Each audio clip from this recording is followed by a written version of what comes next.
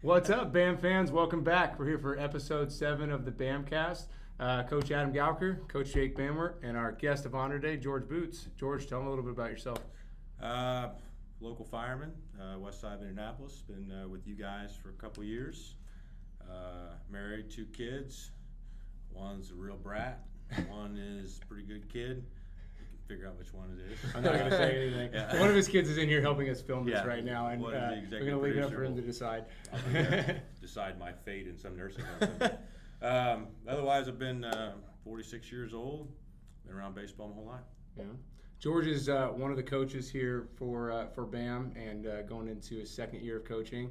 Last year won the Coach of the Year award. He did. And I can't think of a better representation of our topic today as far as a guest than George. Our topic today is leadership. Leadership is one of the major prerequisites we want to see for all of our BAM and FAM coaches. Great examples of it coming from George last year, and great examples this last weekend. We had our first positional practice for the organization. Positional practices for us consist of about 6 hours throughout the day, 3 p.m., not 3 a.m. That'd be super crazy. That's how we know, 9-year-olds that's how we know get who up really 3 wants to be here. Right. 3 p.m. is when it starts. We have an hour-long session for all the positions for kids can come in and get to work. And we require 1 leader for one of those and 3 helpers. I was blown away this last weekend at how many people were there the whole time. Yeah. I mean, the number of kids that showed up was insane. And it would have not gone over smoothly at all if we wouldn't have had so many people there. It was amazing. The leadership from all those guys is great. We ended up with 318 total kids throughout. Biggest session, we had 98. And I think the smallest session of coaches was the last one of the day, which was a little bit of a smaller group, and there were 4 in there. But I think we averaged like 8 or 9 coaches at each session. That's insane.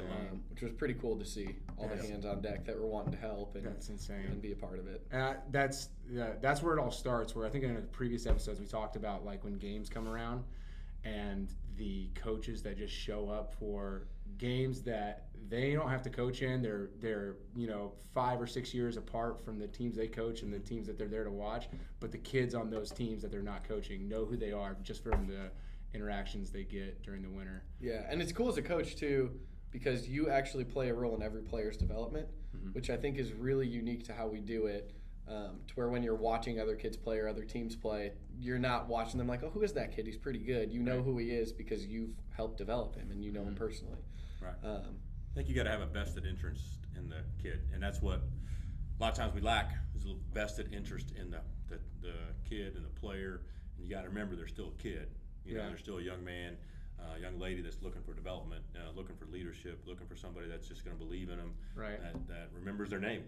In a world full of people that don't remember people's names, it's nice when somebody remembers your name. Absolutely. George helped with one of our teams last year for a game, and it is probably the most epic speech, post-game speech that we've heard from a coach or heard of from a coach. Right. And this was one of those situations. He was helping with our 15U signature team last year, and they just had a weekend where they didn't fight through adversity at all. They struggled. They gave up when things got hard, and it was just one of those weekends that teams have where things didn't go well.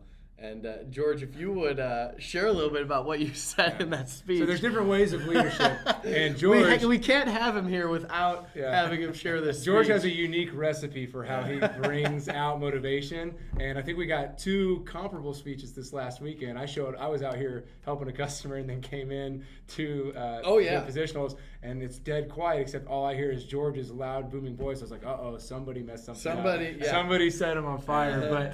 But great leader, and I love the way you do it, man. Tell us the story. Well, tell a story. I think when I went there, I was just going to help out, and the one thing I think sometimes we lack is just effort. And effort is something that you can bring all the time. And effort it doesn't matter what line of work you're in, whether it's school, whether it's your business, or whether it's a baseball field, football field, doesn't matter. But you always have to bring effort. And when we don't have effort, you need to be called out on it. You need to have somebody remind you of what is important and what is not important, and that you have the ability to bring something every time.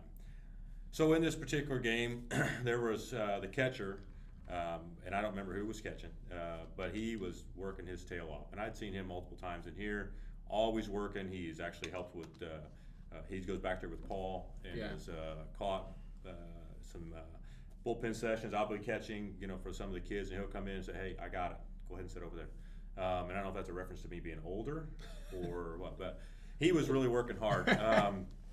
But then, we had one player, came in, and when he first got there, he had McDonald's, and he's sitting there on the bench in his sweatshirt, of his school, eating McDonald's, and that already gets me kind of, what is your effort level right now? If he was eating like chicken and rice, would you be okay with it? Like, if it was meal prep, if it was counting his macros on his phone, if it was meal prep, okay. No, I'm not a meal prep guy. Okay. Okay. But you could already start to see the vibe was that we're just here, and parents pay a lot of money in dollars for kids to play and participate in this, and I think that sometimes we got to make sure they remember that that's why you're there. Not only you represent your name, you represent mom and dad sitting out there in the stands, and you represent that your grandfather, your great grandfather. Your name means something. Right. So we get in this thing, and they were just kind of feeling sorry for themselves and was down, and so I just started talking. And sometimes what I say is in the post-game huddle. Yeah. Is that what it was? Yeah. Okay, I didn't know. So sometimes sometimes things I say are really off the wall and dumb and things, but when you speak from the heart, you don't really think about something. You speak from the heart. Right. So in this particular case, I just said, you think the game of baseball is hard. This isn't hard. Carrying a dead child from someplace is hard. This isn't hard. You're not standing on a mountain in Afghanistan with a rifle in your hand.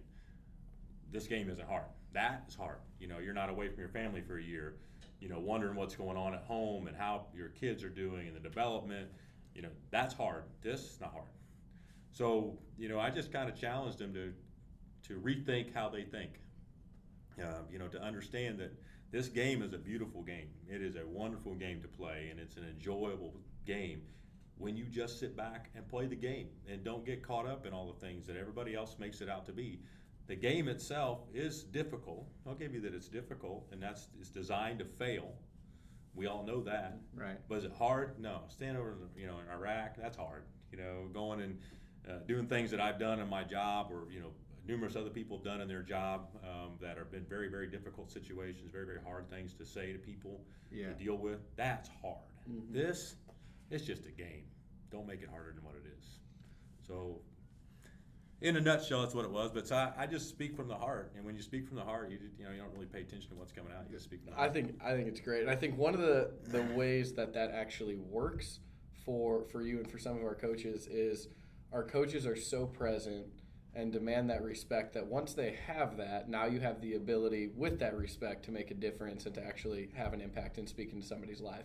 So if it was a situation where you just showed up and didn't know those kids and had that talk, they'd have left thinking that's a crazy old guy that I don't know why I don't know why I'm listening to this guy. But that respect had already been established to the point that you could do that and it actually make a difference in those lives. So I love that part of it.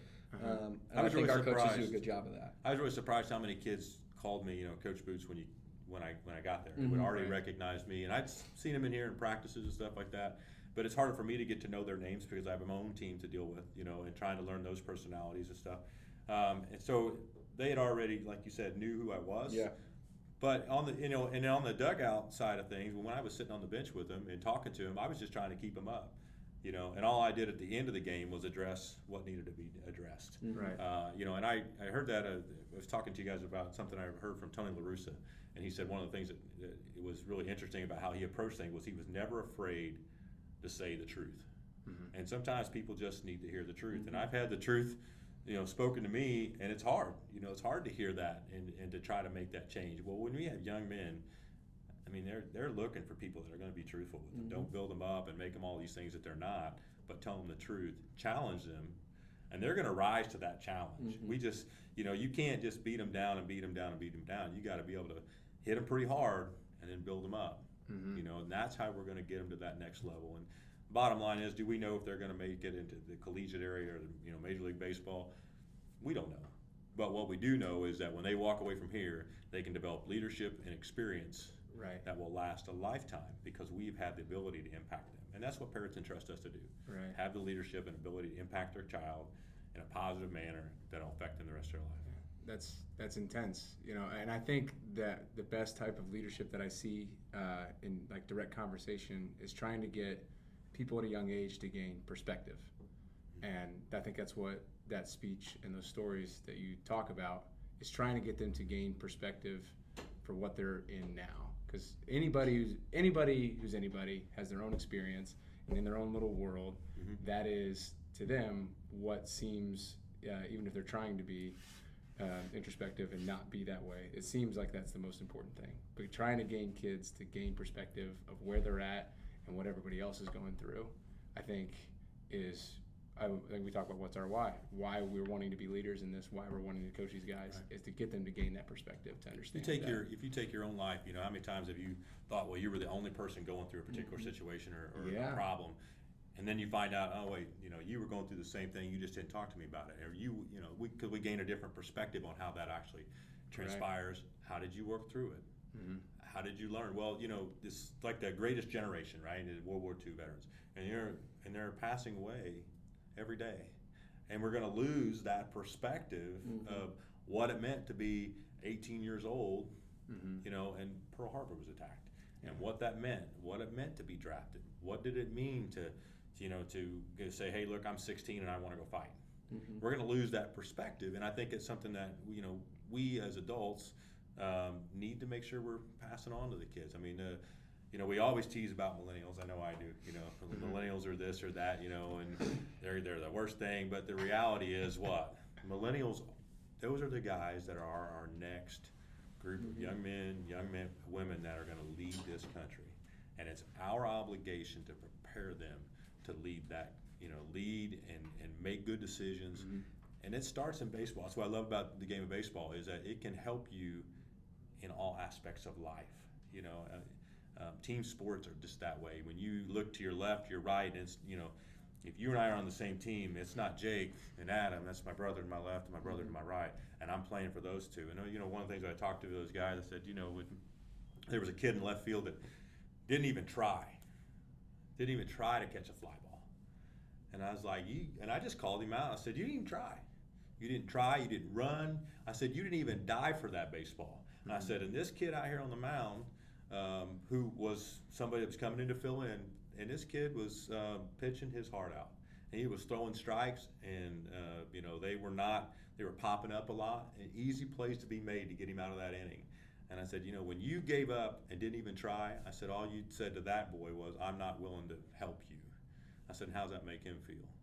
Right. You need to lay it out there on the line. You die for it, you miss it, no problem. But you don't even try, you're telling that guy that you don't care about them, and that means you care more about yourself. Right. Get away from caring about yourself, care about what happens to them and how this impacts them, and then you'll be so much better because now it's my brother. Right. And that's a whole different perspective. And we talk about those things a lot, and a lot of parents do. Parents are trying to instill leadership in their kids and do that, but with just a parent-child relationship, you don't often have those opportunities to show that because they don't go with you to work. You don't have that opportunity to see what they're doing to represent that. So as coaches, we have a really cool opportunity not only to just say that, but to then represent that hard work. Absolutely. To represent, yesterday or this weekend when we had 8 to 10 coaches out there, every coach was working with every other coach and exemplifying what it means to be a team and how to act together and how to present yourself. And one of the things I'm most proud of with this program from the leadership side is everything we ask of our players, we ask of our coaches. Yep. And we represent that. Yep. And the few coaches that we've ever had to let go, it really comes down to that. If you're not representing yourself in the way that's going to build our players to be better people, then we're not in a position to keep those people around. So it's a cool thing to see. Yeah, and you see that a lot in the leadership perspective with the folks out here. We're all typically type A personalities, right? Right. We want to be successful, and what I try to instill in my boys is that, when you go up to the plate, don't go up there and say, I hope I get hit. I said, no, you go up there with the full confidence, I'm going to hit this ball. And so that when you don't, you're mad about it, not because the pitcher threw this good pitch or whatever, it's because you fully expected to make contact. if you make contact with the baseball and you put the baseball in play, at this young age, that's what I expect you to do. I'm not, you could, what do we say, hit 200, hit 30 home runs and 105 RBIs. Well, that's not what I want. I want somebody that's going to be that 300-400 hitter that's going to be consistent, that's constantly moving people around. A small ball wins games. And so the leadership that we talk about at that early level is, talking to them about being confident. That's part of playing the game. That's part of life. Everybody else is going to beat you down. No, there are so many people that aren't going to believe in you. That you need to believe in yourself and your own abilities to get you through something and to help you and just say, look, I'm not going to quit on this.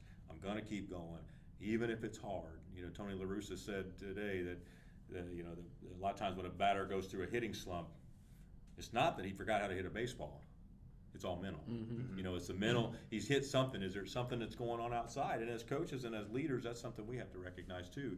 Especially you guys have older boys. I mean, they're going through a whole lot in high school, maybe junior high level. That what's going on in their life outside of that? Mom, dad get divorced. Is there? Did they get bullied at school? Did they? Maybe their other sport is basketball and they're having a rough time there. Maybe mom or dad is just really on them when they leave the game if they make a mistake. Well, how do we figure out what it is that, the outside thing that's making the problem? Because you may have a kid that gets in the cage and just rips it, and then it goes out there on the field. Well, he didn't forget how to hit it. There's something else that's translating over to the field. And that's part of our job as leaders is to try to figure that out, to work with them, to help build them up and bring them to that next level. And sometimes we got to tear them down. Sometimes we got to say, get on the bench, because that's what you need to do right now. You need to watch, to help to bring them up and say, look, if you're mad about being here, what are you doing to fix that? One of the things that we've had a conversation with last year for sure was if kids come to me and say, hey, I don't understand, why I'm not playing and why this is going on, and say, well, what did you do to get better? Don't put it on me.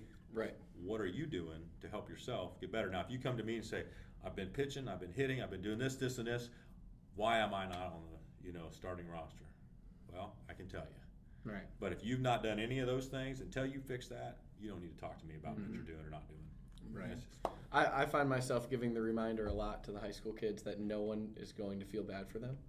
That's true. And because they get that face, when people see adversity, they either get that face of determination or they get that face of sadness. And this generation a lot of times gets sad because the only one that feels bad for them a lot of times is mom. You get that a lot. But nobody outside of that's going to feel bad. And just hearing that, they kind of perk up a little bit like, I guess he's right. No one is going to feel bad for me. So instead of being sad and expecting people to feel bad for you, what are you going to do to change it? How are we going to improve? How are you going to get past this? And when you get that perspective switch to how to fix it versus what the problem is, then we start to see leaders develop. But before that, a lot of first-year players, we see that of just that puppy dog face and sad mentality of, I can't do it. It's like, no, you can, but how? What's the process to do that? And it's that personal accountability. We've gotten away from that with all the social media stuff that's out there, and it's easy to have the blame game. Well, this coach didn't do this to me, or maybe mom or dad is in the background saying, well, the reason he missed this play at first was because the shortstop didn't make a hard enough throw. Well, wait a minute. One of your jobs is to be able to dig that out, because not all his throws are going to be there, and that's part of your job. It's that personal accountability that says, I'm going to take that ownership on me, and it's not for everything, but it is to say that there is a problem. We're going to take that ownership, and we're going to work on it and develop that leader. And that's great that you're putting it back on them. That's what those kids don't get a lot of times. People saying, look, no, you've helped you. One of the things that Adam and I noticed our first year of coaching, and we couldn't believe it, there's a lot of coaches that want the result and will coach the what, but they have no idea either how to coach the how to get it done, or they're just missing the boat in that completely. We saw a kid field the ball at third base and make a terrible throw to first. And his chest came up, his arm lagged, he released early, the throw went sailing, he didn't follow it to first. He did nothing correct. And the only thing the coach, you heard him from the dog, hey, throw the ball! Throw it! Just throw the ball! Okay. Well, he threw it. It wasn't good, but he threw it. How do we I'm not saying you shouldn't get on your player and critique and do that, but he is not going to make the next play any better because you've not given him any critique of what he did wrong. He's and how aware to of what he improve. did wrong. Right. Provide a solution, and that's my biggest thing I see as far as being annoyed by coaches when they yell at kids. Like I said, you can yell at a kid for doing something wrong if you want to, but provide the solution to the problem. If you're not, then you're just being loud so everybody hears your voice. Yeah, it'd be crazy. But I think you've got, for me, it's leadership can take on obviously different forms. But when we go out there and we say, "Hey, we're going to go run," because we didn't do this, I'm going to run it with them. Mm-hmm. And I think that's important. I recently had somebody say, I told them that, if you don't get this right, then we're going to run till you throw up. And I looked at this person like, you can't run. Yeah. So why are you, why are you telling them that? Oh, okay, I'm going to make you run, so I'm going to intimidate you to do that. But if I'm saying to you, I'm going to run with you, and it's going to stink. And we got creamed up in Noblesville this year on a Saturday. And the effort just wasn't there. So it was really hot. It was 90-plus degrees. I said, everybody drop your equipment and follow me. And so we all took off over to an open field. And I looked at about 30 yards down the thing. It was another tree. I said, line up, we're running. And I did sprints. And I was on them the entire time about, keep up. I don't want to hear any of this, whine and stuff. And they start crying. They start mentally breaking down. And they're going into the woe me thing. Well, the point of me running with them was to know when do I start to feel tired? And I said, we're going to do a sprint for each error. We had 10 errors in that game, and I was thinking, that's going to be a lot of sprints, right? So, but by the time the fifth of the sprint, had I proven my point? Absolutely. So I gathered them up, that's when the butt chewings come. But then what I told them said, it ends right here. Mm-hmm. When your mom and dad ask you what that was all about, tell them, look, I'm not going to talk about it. And I said, it's not because what I've said to you is wrong. It's because when we leave here, it's here. Mm-hmm. And we're not going to talk about it again. And I expect you to come tomorrow prepared to play, or don't show up, and I'll take care of it from there. Mm-hmm. Now, the next day, those kids came out and played 4 games on Sunday, Memorial Day, and it was 90-some degrees. We won the first game, had a break, and we played 3 in a row and got to the championship game. And when they hit that championship game, I told them, I was like, I know these kids are zapped, and I don't care if we don't win. Right. Because what they've done, I was able to say, look what we did yesterday, and now look where you're at. And so that tangible result. But I think coaches have to be able to say, look, I'm going to go and I'm going to run whatever with you. Mm-hmm. I'm willing to do these things. And the kid's going to believe that. They're going to see you, and they're going to, I think they're going to respect that. Right. The older boys, if you get in push-up contests with them, they need to know they can get out, outgunned, right? I mean, you're willing to try. That's right. I mean, you gotta, I don't know, you gotta have fun with them, but you also gotta be able to say, look, I can do this with you. Mm-hmm. What ways do you guys try to bring out leadership in people? I know we talked about developing leaders. Are people born leaders, or are we trying to create leaders? What do you think? I think some people are born with more natural leadership ability, but I don't think that means that if you don't have that initially that you can't grow into or become a leader. Yeah. We want a team full of leaders, ideally, but what that looks like for each kid could be different. You have certain people who just aren't vocal, but they can be the kid that's just leading by example in everything that they do. That first one there, last one to leave kid, that just shows you every day that they're there for your team, they're going to do everything the right way, they're going to take care of their business. Heck, that's leadership. Then you have that vocal leader. Every team's got one, and it might not even be your best player. A lot of times it's like one of your worst guys that might be a bench guy that just is the glue of the team that keeps everybody together. Right. And I think part of developing leaders is teaching them to really dive into what they're good at and how to maximize that. We focus a lot on getting better at our weaknesses, but we often don't focus on getting better at our strengths. And if we have a strength, we need to hone that and develop that and make that really truly something that defines us and how we interact with people. I would rather have players who are really, really good at something than have everybody who's okay at everything. Right. So figuring out how to do that is different per kid. But I think that's one of the things that we do a good job of is trying to find ways that kids can be leaders and pushing them and kind of navigating them into that position versus trying to make every kid the vocal leader, because they're not going to be. No. And that'll affect the way they play. If you try to and that kid's not Some people comfortable. lead by action as Yeah. opposed to the way that they speak. But you have formal and informal leadership, right? You have Mhm. a formal leader, which is a coach or the manager, and then you have the informal, which is the player and their ability to impact the team. And you can have positive leadership, we can have negative leadership, right? And the negative leader can just cause total wreak havoc on your team. I've been a part of teams where one player was removed from that team and things got a little bit better. The second player was removed from that team and the team was unbelievably good. And now everything got a little bit better. One thing that I'm not a big believer in, as coaches, appointing a leader. Sure. But what we did last year at the end of the year was we had saved a couple things that we had gotten we had like the top batting average, or statistically best batting average, Silver Slugger award type of thing. And then the other award we gave out from a team perspective was to the captain. And that was voted on by kids. So at the end of the year, I said, hey, send me a vote. This is what we're looking for. Who does your player think is the captain? I said, So you didn't have a captain mid-season. You Nope. had everybody pick who they thought was. At the end of the year. Now, what I've done was, that player is now our captain of our team for this year. Okay.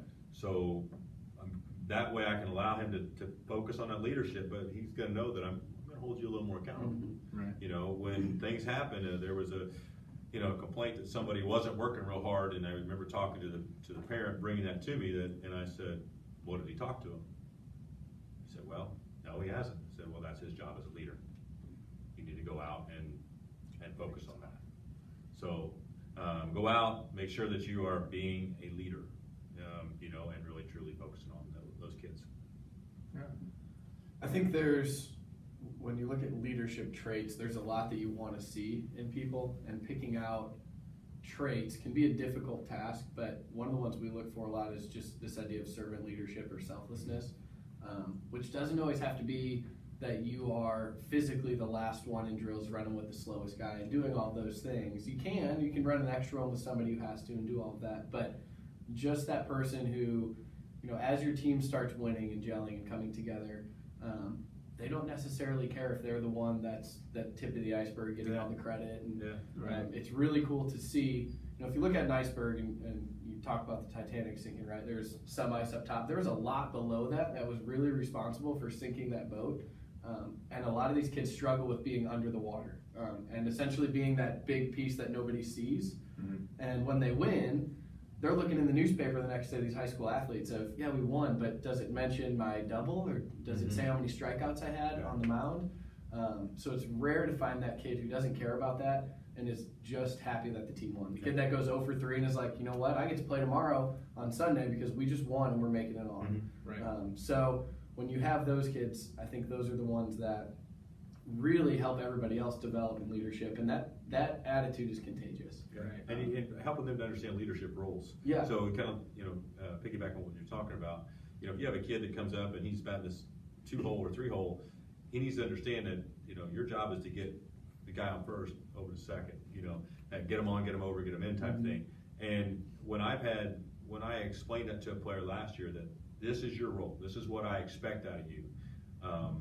And they took that, and now did they get mad when they got out? Absolutely they did. But once they started to realize that, but this did this, and I think sometimes as coaches and managers, we have to make sure we remind them of that, because they're young, right? And then to help them see the perspective of, hey, you helped somebody, and because of that, this happened.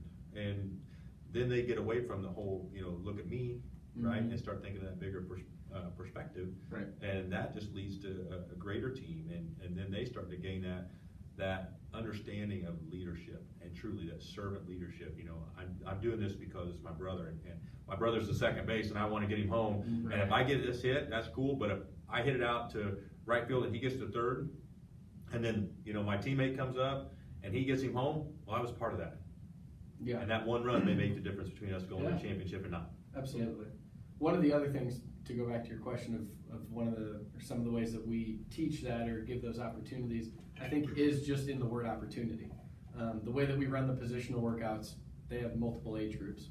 So when we have a 17U kid or a 15U kid, and we pair them up with an 11U or 12U or have them demonstrate, they take ownership of the fact that this is their program.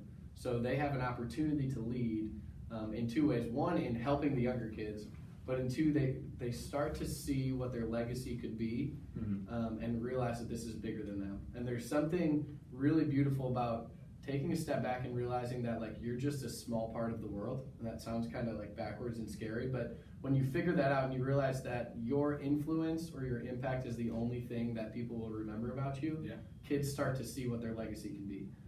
This board helps with creating legacy of people wanting to be like these players and getting to work with these players. But for the older kids, it's seeing the backside of it, right? What their legacy can be and the legacy that they're leaving behind. For the younger kids, it's looking up to those older kids of like, wow, he took the time to work with me when he could have been doing his own stuff. So when I'm older, I'm going to do that in return. And that's how it gets passed down and becomes really part of the culture versus just something that one leader did. But we overcoach a lot and don't give opportunities for kids to lead because we want to lead. We want to do those things. And without opportunity, there can't be growth. Right. So I think it's huge that we allow those opportunities. And that would be my one recommendation to any team or program is give kids the opportunity to grow and develop and lead.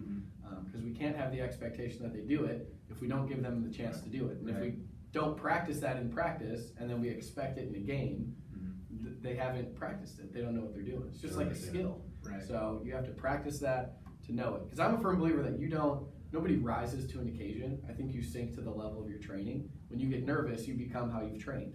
So if you've trained good leaders, when adversity hits, you will have good leadership. Right. If you've trained good hitters, when the 9th inning hits or 7th inning hits, you will have good hitters. Right. People don't just suddenly become better because the situation's harder. I don't think that's a real thing. So in those moments, you get to see what you've taught and how people respond, and that's the rewarding part as a coach is to see when that comes out, what you've actually gotten across to those kids. You can see that a lot in the difference the way kids act after wins and losses. Oh, we absolutely. We come in and talk as coaches after wins and losses, review the game, talk about everything we did. But when we win, it's a short talk. Everybody else is talkative. It's a good time. When we lose, you can just tell that no one wants to talk. And that's why last year, partway through the season, I started giving the opportunity where after I got done talking after a loss and everybody's down, I said, anybody got anything? They're 14-year-old boys, and I want give them that opportunity, like you said, to start, during the downtimes, during adversity. Who's going to start saying anything? It doesn't even have to. It doesn't have to be the most motivating speech you've ever thought of in your life. But if you can come up and make your voice heard amongst everybody else, then that's when that leadership started happening. Sooner or later, one or two guys started talking a little bit, bringing up points, bringing up how they felt like they immediately, I was impressed and proud that they didn't jump on somebody else about what they did wrong. They came out and said, guys, I messed this up. You can put it on me, and this is how I'm going to improve. And then another guy spoke up in that same day and said the exact same thing. Said, no, you can put this on me. And it was funny providing that opportunity for them. Those two guys or those three guys, when things were going bad during the game and on the field and were in the adversity, they were the ones trying to pick everybody else up. So, providing different ways and giving them opportunities to show that leadership. We can't just, as much as we're here now and we are comfortable with talking, it's easy for us to just pipe up and say what we want to say, but we have to give them that chance. In a positive manner, because in a lot of sports there's just so much negative talk that comes out of all kinds of things, right? Yeah. So if they're in a school environment or something like that, they can be ridiculed for that. You don't play at this level, or you don't do this, you don't do what I've done, so your opinion doesn't matter. When we're trying to build that leadership in them, and that's what at that young age we're trying to establish that fact. We're trying to encourage them not to speak in a negative tone, but to speak in a positive way that says, look, I understand I made this mistake, and I'm willing to work at it. And when you get that, for my age groups, I think that probably that 8 to 13, and get to 13, you're really starting to be a little bit more firm with them. But when you're those younger, you need to get on them, and then you got to build them up. And then sometimes when they lose a game, and they're down about it, but they played pretty well. Yeah. You need to make sure that you say, look, overall we just played pretty well, got beat by a better team, or we made 1 or 2 mistakes, but you know what? Over time you're going to get better. Sometimes you just lose. It's Yeah, fine. it's just Right, okay. that's It's the game. baseball. That's the Sometimes you just lose. It's not like you're not working hard and everything. Yeah. After every You loss. can do everything Sometimes right you just lose. and still not win. It's just funny Yes. because I feel like every podcast we do, we win a lot, but every podcast we do, we end up talking about losses. Right. So please, if you're watching, don't think all we do is Right. lose.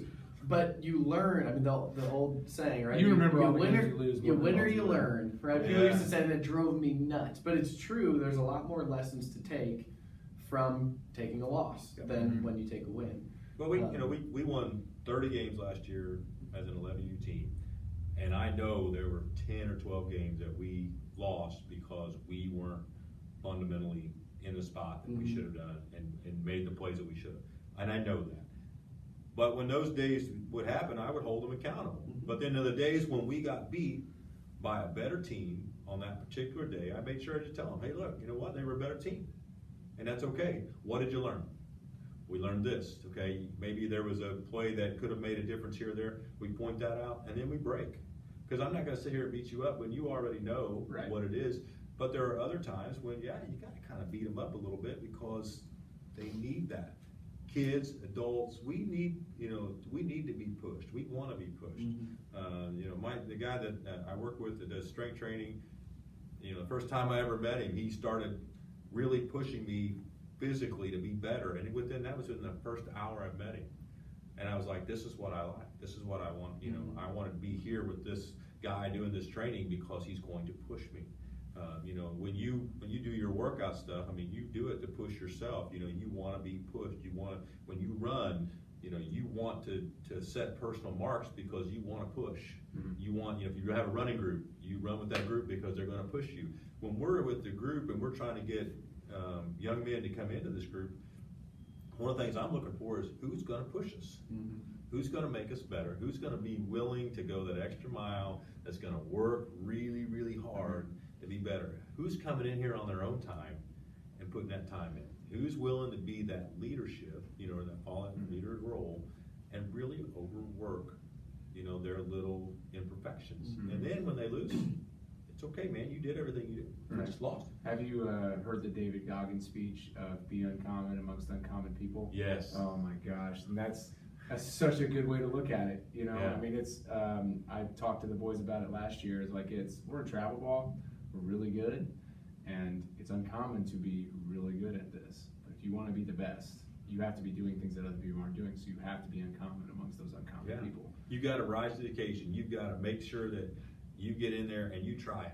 Yeah. And you go full board. If you leave everything out on on that field, and you honestly can walk away, and only I shared this last year with the boys, that when you go home tonight, you look in the mirror and you know whether or not you gave everything. Mm-hmm. You don't have to look at me. You can lie to me all you want, but you have to look at you in the morning and say, That's right. I did this. Which for all some of them, they don't want to look at themselves Yeah, in they the mirror don't. anyway. But It's bad. how often do we actually hold? Do we say that to them? Mm-hmm. We have so many parents that just continually try to build their kids up and say you were the best thing ever. Mhm. When in reality, sometimes you need to go, man, you were really awful today with your attitude, and you were Right. this and this. And it's not that you don't love them; it's the fact that you do love them, and Mhm. you do want them to be successful. And that's the thing with with BAM that really kind of sets us apart is, when I jumped on those boys on a It was a good one. Sunday. They weren't expecting that. They the weren't first expecting day. that, but I said, hey, this group stand up. It's synonymous with this group? I said they all had their same uniform on, Right.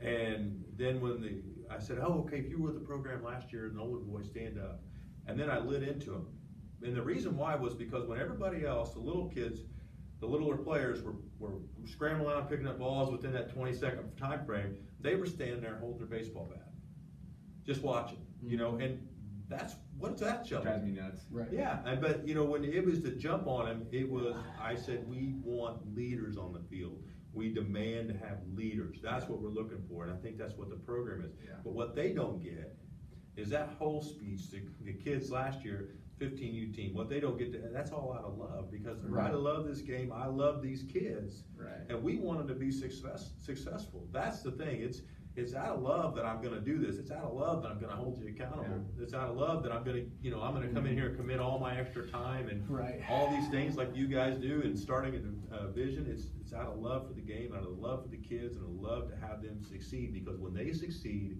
you don't have to be at the forefront when they have success. Right. Standing back in the background, knowing that they're successful and watching them is more important and is more rewarding to me. When you see that kid hit that first home run and he never hit it, I mean, yeah, you had something to do with it, maybe with the extra work that you did or something like that, or maybe just a little twinge or something, but you don't need it. You don't need him to say anything. I mean, just watching him walk around the base, or going around the bases, and when they want to get the ball, they go, give mom or dad a hug. I mean, that's reward, right? So that's what I like about BAM, is that it's rewarding, it's family driven, it's all out of love. So when we're talking leadership with these kids, it's doing it because we love them. Right. I think we've touched on some key themes. Obviously, opportunity. If you don't give an opportunity, kids can't lead. Ownership. If you aren't having kids take ownership, and even public ownership, that really breeds accountability. If it's just with yourself, it's easier to make excuses. As soon as you say it publicly to the team, now you've taken ownership and you're creating a culture of accountability, which is huge. So we had those two that were huge, and then everything you just talked through is passion. I ask my kids all the time in class, like, name one quality leader who wasn't passionate about what they were doing, and it's impossible. Because passion is contagious, and it really leads people to have that drive and that love for what they're doing. There's a video of Chris Sale, who didn't throw incredibly well in the World Series until the last inning, and he was not pitching this day. It was the day they were down 4-0 and came back and won. And it was in like the 5th inning when they were down, and everybody came in, and you just see Chris Sale in the back of the dugout lighting everybody up. Yeah, just 100%. And he didn't have to do that. He could have been in the clubhouse doing whatever. He was pitching the next day. It didn't matter. But leadership doesn't take a break. I mean, he knew that was an opportunity for him. Doesn't mean you have to yell and you have to scream. People have different mindsets of how to do that. But in that moment, Chris Sale decided that that's still his team and he's going to be a leader. And they scored 3 that inning and came back and won, because that passion leads people to success. And then the last one of the things that we've really touched on in my mind is the love that you mentioned. I think there's a lot of people that make decisions out of fear versus love. And when you're making decisions out of fear, you tend to crumble and fall back and become just a shell of yourself. But people are afraid to make decisions out of love, because if it fails, then you've put a lot of effort and energy into that and it hurts. So allowing kids to feel that hurt and work through that with them, and you can feel it too, and it's okay to do those things, because it makes the successes feel like successes. And we just become callous to feelings in general. And when leaders do that, we're not able to actually experience that success. I think it's important that when you're talking to kids or adults, it's not like the people I work with might be like, he's a really poor leader. I mean, that's why he's on this podcast. What's this moron doing there? Sorry, guys. But in all honesty, I've made a lot of mistakes. I have failed in leadership. I have failed to execute when I've made poor decisions, and I've had that hard conversation at me to tell me I need to make some changes. And I think that's important that we also relay that to our kids. Those players, look, you're going to screw this up as a leader. You're not going to just like walk in and, oh, I'm a great leader. You're not going to have that. And you may not have it for 40 years or 50 years. But what we're trying to do is to say, look, if I can make changes as an older guy, if I can make those changes, if I can look at things and say, look, I can do this better, there's got to be a way. How do I develop this leadership? Do I read books? Am I reading about different things? Extreme Ownership is a great book about just taking the ownership and a different perspective and just really looking at those things. But you got to tell those kids you're going to fail at being a leader, and it's okay. But what we want you to do is to continue to try to be that leader that we want you to be, that you want to be, in a positive manner that's going to make an impact. Sometimes it's going to be leading from the back. Sometimes it's going to be leading from the front. And like Chris Sale, I mean, that's just leadership of just saying, I'm sure he didn't go, okay, this is what I'm going to say. I'm gonna do this, I'm gonna Here do we that. go. All he did was his emotion came out, his passion for the game, and his love for the game, And sometimes your love of the game and your love for people, when you let that just flow, it's so natural and it's so well received because they see it. They feel that energy. And even if they, if you don't win, that game, they saw and felt your energy and your passion, your want and desire to be successful. Yeah. And that's something in leadership that we've got to develop in those kids, but you got to remind them. I've made a lot of mistakes. I've screwed up, and I've made people really mad at me before, and I've had to dig my way out of that trench, climb up the ladder, humble myself, for what I did wrong. Right. And that will make me a better leader. And, Right. When we teach those kids that, imagine what the millennial generation is going to be like. Right. They're going to be successful. They're going to be those coaches. They're going to be those corporate leaders. They're going to be in the, maybe a carpenter or, a journeyman pipe fitter or somebody like that that's going to show great leadership out there in the field. And they're going to, where did you get that started? Well, I played baseball, worked on these type of things. So our impact is 20 years down the road. Right. And that, I'll probably be dead in 20 years. But, that is so important that these folks, can you imagine? Think about LaRussa, Bobby Knight, a lot of older coaches and the impact that they had on people 40 years down the road. And I can't imagine how awesome that must feel to see people be really successful when they were really young, when you met them, and know that you impacted them that much, that 40 years later it's still an impact. That's incredible. Right. And that's what leadership's about, right? I think we've kind of found that I don't think you can be a leader in something if you're not passionate about that. Right. You just can't. The most beautiful thing in the world to me is seeing someone talk about what they're passionate about, because it's just raw, pure emotion, and it's real in that moment. Just like Chris Sale, you know what I mean? And I think that for when I'm looking for who's a leader on a team, who's going to be a leader in our organization as coaches, if you're not passionate about it, just like when you're talking about it, you're not going to be passionate about it when you're doing it, when you're teaching it, and you're trying to spread it and instill that in those kids. Because it's one thing to hope that we get a bunch of signing days every single year and kids are getting some of their college paid for, but most of the time, the vast majority, that's not going to happen. So we have to give them something else. And if it's baseball they're not passionate about, if we can have them figure out what they are passionate about, they're going to be and find a way to fill their life with that.